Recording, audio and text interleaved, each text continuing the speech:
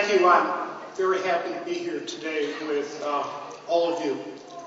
I had asked the organizers to distribute one handout, which I hope you do have. If you do not, I'll go through part of it. And that is the Article 1 of the 1973 Convention Against Apartheid. Because what we see and have always seen in Sri Lanka is an apartheid criminal regime by the government of Sri Lanka against the Tamils of Sri Lanka. Now, in my book, I've outlined the case for genocide, and I'm not going to repeat that here. You can get it in my book. But what I want to deal with here is an additional treaty. It's very important, and that is the Convention Against Apartheid. Sri Lanka is a party to the Convention Against Apartheid, so I am only holding them here to their own convention.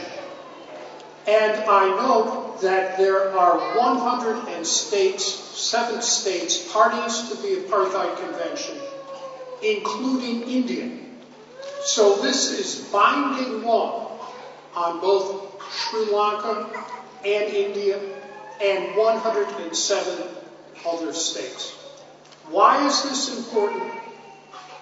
Because, as Ellen pointed out earlier today, in our US TPAC lectures, you have to establish a divestment, disinvestment campaign internationally, worldwide, against the government of Sri Lanka along the same lines and for the same reasons that the world did against the criminal apartheid regime in South Africa by the whites against the blacks. The legal principles are identical. The convention is identical. If it worked once, it will work again. But it is up to you to carry this out. Now, if you have a look at Article 1 of the Apartheid Convention, it defines apartheid as a crime against humanity. What is a crime against humanity? That goes back to the Nuremberg Charter for the prosecution of the Nazi criminals by the United States government and the other victorious powers in World War II. And the concept of crime against humanity was put in there specifically to deal with the Nazi persecution and extermination of the Jews. That is a paradigmatic example, though not limited to, a crime against humanity. And this convention, to which Sri Lanka is a party, and it has already agreed then that apartheid is a crime against humanity, legally analogous to what Hitler and the Nazis did to the Jews. I'm not saying the same numbers, of course, but legally analogous, legally the same phenomenon. And exactly what the white racist Afrikaner regime in South Africa did to the blacks, as well as the Indians in South Africa, many of whom were and still are Tamils.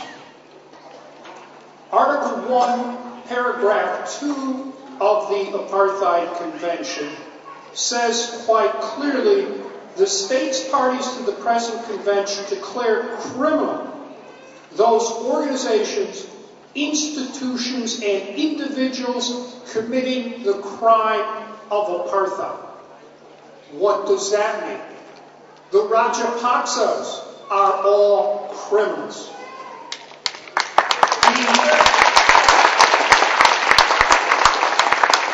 The army, Fonseca, and the rest of them are all criminals. Those Buddhist monasteries and monks and other so-called religious officials in Sri Lanka who have advocated apartheid against the Tamils are criminals as well. It's all there. Just read the handout, which I hope the organizers will have for you. Article 2 of the Apartheid Convention defines the crime of apartheid. And it says, shall include similar policies and practices of racial discrimination, segregation, and discrimination as practiced in Southern Africa. That's exactly what the Tamils have been up against from day one in Ceylon and now Sri Lanka. And I won't go through all of the very extensive indicia, the elements of apartheid here. You can find them in the handout. If you read it, you will see that the government of Sri Lanka has inflicted each and every element of the crime of apartheid, except perhaps the formal prohibition of intermarriage. Other than that, all these elements have been violated. Now, I don't have here time to go through all the legal implications of what the application of this convention means to the government of Sri Lanka, the Fonsecas, the Rajapaksas, the Buddhist monasteries and monks, and all the political parties as well. They're all criminal.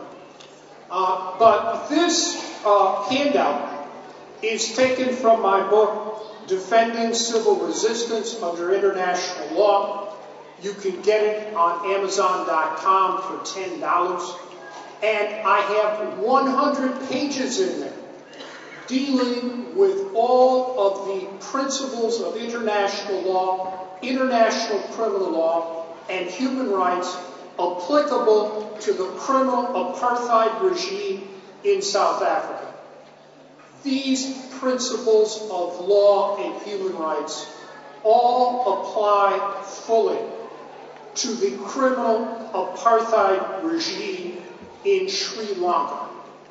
And it is up to you to organize a divestment, disinvestment, boycott, sanctions campaign against the government of Sri Lanka, similar to the divestment, disinvestment campaign that was launched against the criminal apartheid regime in South Africa here in the United States by courageous African Americans with the support of those of us who are white Americans, myself being Irish American.